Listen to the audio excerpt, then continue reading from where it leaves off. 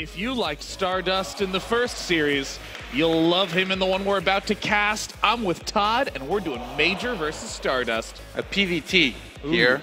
Really excited for this one. Stardust has shown a lot of good things versus Terran in the past, but so has MajOr, who's shown very strong form, not just in this tournament, but also in the Nation Wars that took place recently. He basically qualified Mexico for the semifinals against France, which is going to be played later on. I want to say all by himself. It's not very nice for the other guys, but he won a lot of games by himself. Yeah. I mean, I think that MajOr's consistency with his play is, well, I would call it his greatest strength, but he's been complaining about his mouth issues. He has two, actually, you know, and he says issues. There we go. He says both of them are broken. How does that happen? He's improperly using them over time in the same way. Well, I mean, he's been talking about his mouse glitching out a little bit here and there. That's caused him not quite to be able to click properly, and that is huge for a pro. Because, I mean, if you're losing just a quarter second here and there, quarter second here or there, then suddenly that's like 25% of your time that's being just eaten up trying to get your mouse fixed. And actually, since Juan is right there, Juan, how's your mouse doing? Is it okay? He did this. I don't know if this is good to be bringing into a match against pro Stardust. players, they always complain, and that's me saying that. They always complain when... That was delightful, when you're like, how is the whole matchup? And Stardust was like, great for Protoss. I knew he was gonna say. I knew he was gonna say something like that, but I didn't think it was gonna be that strong. Like he literally went, Protoss players got nothing to complain about. It was like, whoa. Whoa. And Todd was like, well, let me provide an example. And then he built Swarm Hosts, and I was so mad. Oh, man, I will say, for as much frustrating stuff as there is in the PvZ matchup for Protoss players to deal with, I really want to know how Stardust talks about the drop play, because, let's be honest, you can have everything defended. You can have knocked off every single attack that Terran's thrown at you, and then that Paramedivacs goes in, and there's one Nexus down, another Nexus down. I mean, how does Protoss deal with that very modern Pult style that we saw MajOr use? You need to have quite a few observers on the map, and you need to spread out Templars on every basis. This style, I would say, with the Medivacs, the counterattacks and stuff, the best player able to hold this most of the time is Hero. And why? Because he's just so good at multitasking. He reacts very quickly. He always has Templars in every single position. He's got all his bases covered, and then from there he's able to defend very well every single time he gets dropped. And are you talking about CJ Antis Hero or Liquid Hero? Liquid. Well, actually CJ as well. I guess. What's weird is that, like, so there's two styles of Protoss that I feel like are dominant in the matchup in the long game. We're seeing the traditional super defensive style. A lot of gates that are inactive so that you can do counter warpins or defensive warpins whenever you need. The Templar defend, the Colossus are piling up. But I want to ask you about this new style that we see CJ Hero using, which is nothing but Colossus, Blink Stalkers, and tons and tons of Speed Zealots with double Forge upgrades. There's no Templar. In fact, he doesn't even get gases on his third and fourth. Yeah.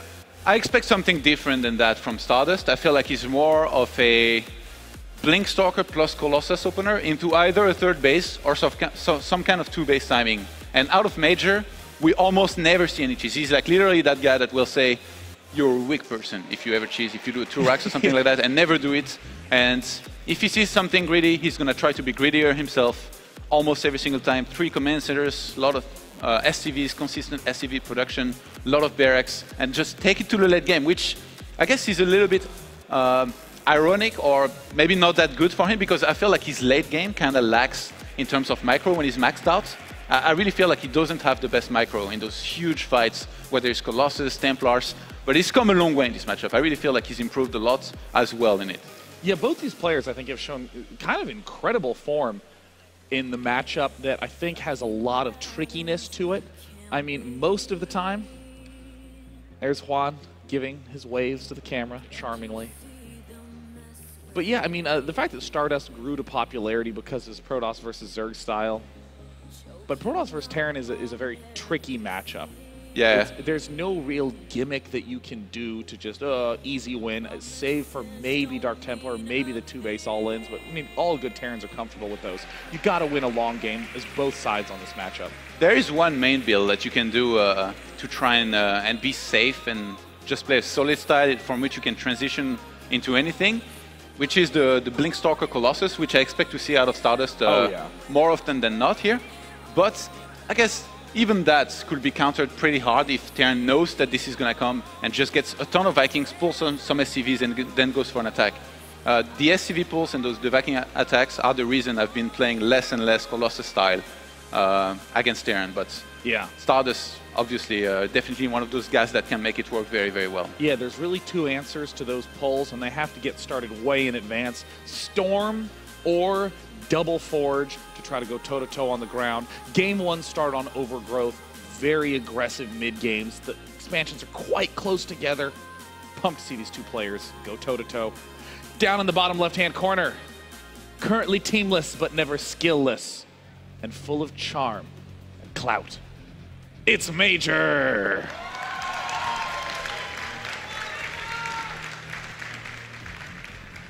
And in the top right corner, he has made it in his eyes past the hardest part. He is through the open bracket. He is now 1-0 in pool play. Can he make it 2-0? It's my Insanity Stardust. The open bracket is a true test of stamina.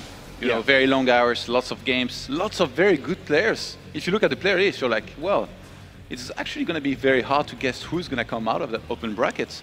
And some big names have already fallen. Some of them are still in there in the lower brackets. But Stardust able to make it out here. This is really showing the strong form he's in right now. And he was at DreamHack just before this. He's been traveling a bit, but before that, I know that he's been practicing very, very hard.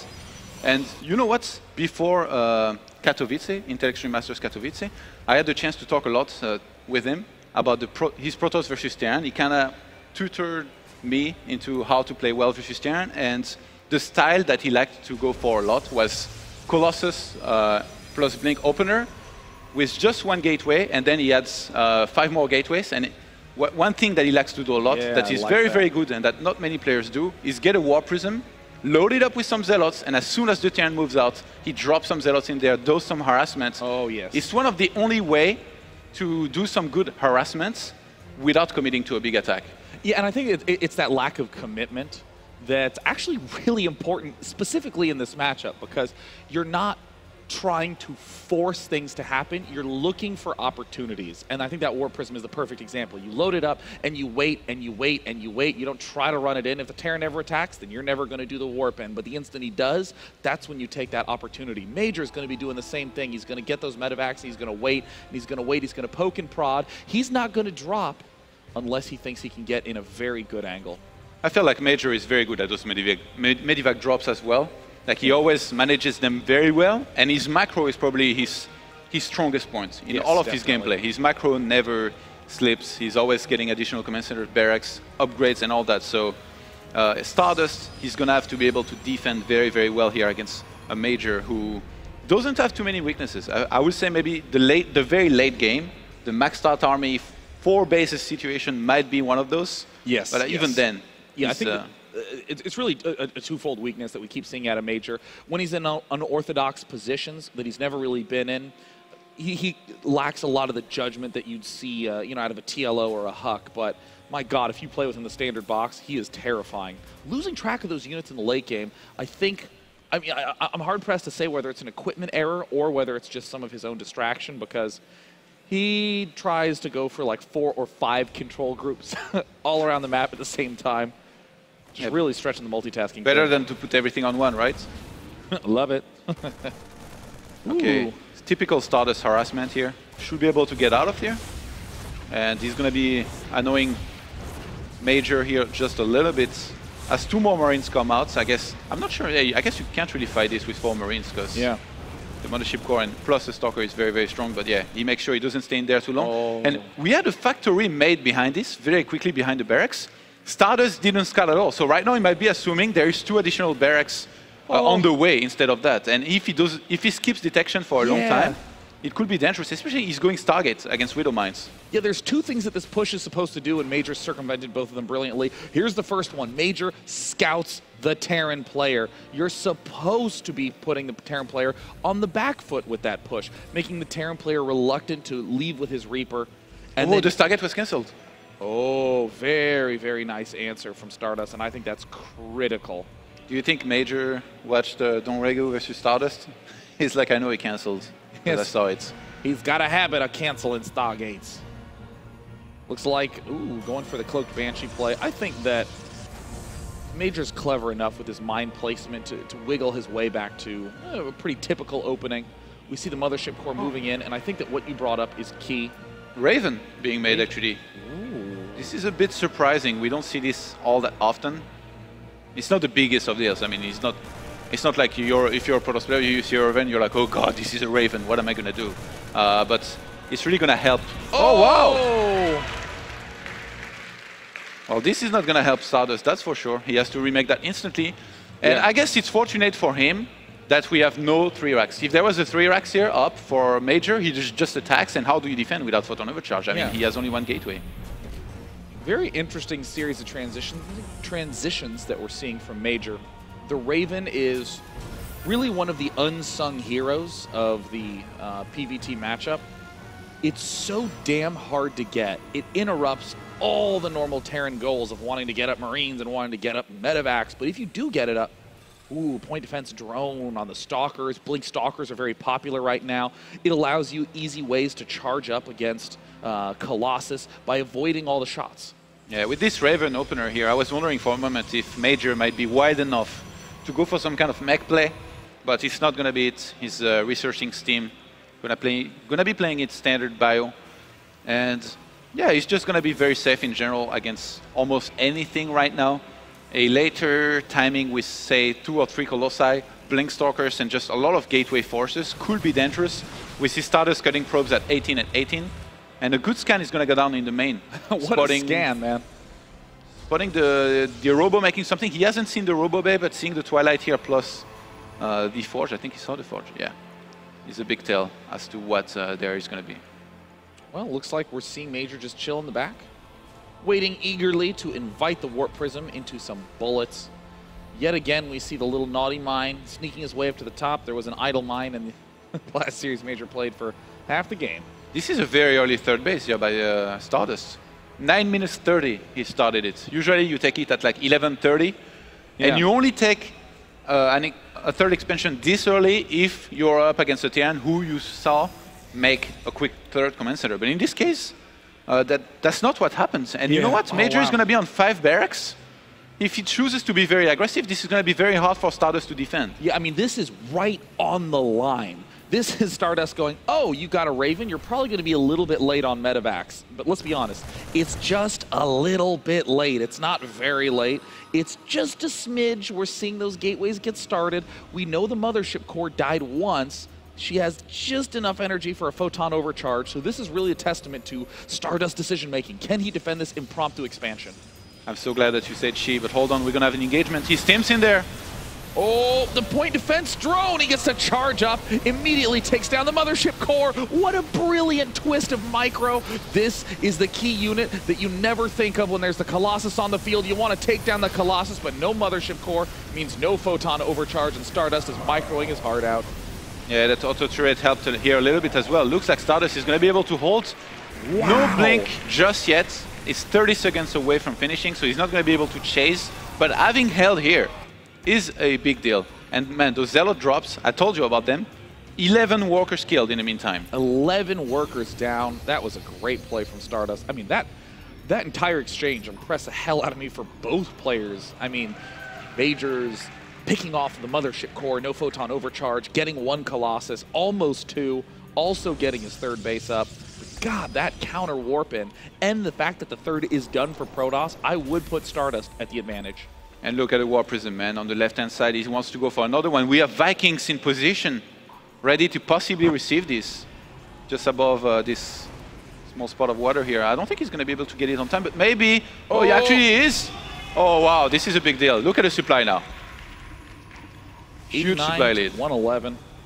60 army supply for Major against just the 42 of Stardust. Whoops. Oh, he cannot afford to be throwing away units like this. Well, he's back to 111. And Stardust doing a pretty common transition to begin to get Immortals as you get the Zealot Archon mix up. I mean, it's a very good way to still make use of that robotics facility if you feel like the Colossus aren't going to be strong. No Armory was made just yet, and 1-1 will finish here for Major. So I have to wonder, he's getting the Ghost Academy now. Does he start 3 Ghosts and then goes for an SCV pull? I think that's I almost want to call that accidentally the correct position. Stardust has been playing unusually from start to finish. It's difficult to claim that you can have a read on him. Stardust could even be transitioning well to the Storm. I think the choice to get 3 Ghosts and go all in is exactly what Major is going to do, and I think that it will be his downfall. He's going to run straight into Storm. That Raven has been so useful, man. Yeah, it's a hero Helped in Raven, the fight, helped snipe some observers. How many Mothership Cores are going to die in this game? He recalls. Oh, the Mothership Core recalling herself. 3 Ghosts are being made now. This might be what I anticipated here. I think he's going to pull SCVs, go for an attack. On the natural would be better than on the 3rd base, I think. And already having Storm, Stardust, if he doesn't clump up his Templars, if he has some of them everywhere, he's going to have a very good shot at just winning this game. Gosh, this is... The SCVs are being pulled. Pull the boys, as Apollo would say. Uh-oh, he's pulling the troops. They're lining up. And, you know... Stardust has no idea. Yeah, you really need to see this coming. This was such great job with the Raven, clearing out the observers, the habitual removal of scouts on the Xel'Naga watchtowers. But those SCVs are going to be in front. Army supply. Ooh. Hugely in favor of Major, but there is Storm available. Where are the Ghosts? They're like in the back. Those Ghosts need to get to the front. Oh my god, Secret Missile on the High Templar are both duds. That could have been tremendous. Major pulled the trigger a little bit too soon. He's going for the 3rd base. I'm a little bit surprised. Usually you go for the army because you know you have way more, but in this case there's just so many Templars. Ghosts. They are clumped up. Oh, EMPs. EMP completely missed those Templars. EMPs now. What are the Ghost energy count? Only 1 Ghost with enough juice for an EMP. The army of Stardust doesn't look all that scary other than those Templars really able to do a ton of damage. There is actually 2 Colossi behind the middle line of his natural. Stardust left that back away. Uh-oh. Oh no! Oh no! If those Colossus don't participate in the fight, I don't really think there's a chance of winning. Those are the storms that Stardust needed to land a little sooner. There's only 2 Medivacs. The stims are basically the Terrans self-storming. I like that. And he's gonna pull back for now. Is this a fake pullback where you get right back in there as the Protoss starts to get confidence? Oh my god, look at this. Major he's decided that he's done the dirty work that he needed to do, and he's retreating. He's going back to building SCVs. Oh my god, he all-ined and then he un-all-ined. That's like uninviting someone to your birthday party. That's just bad form.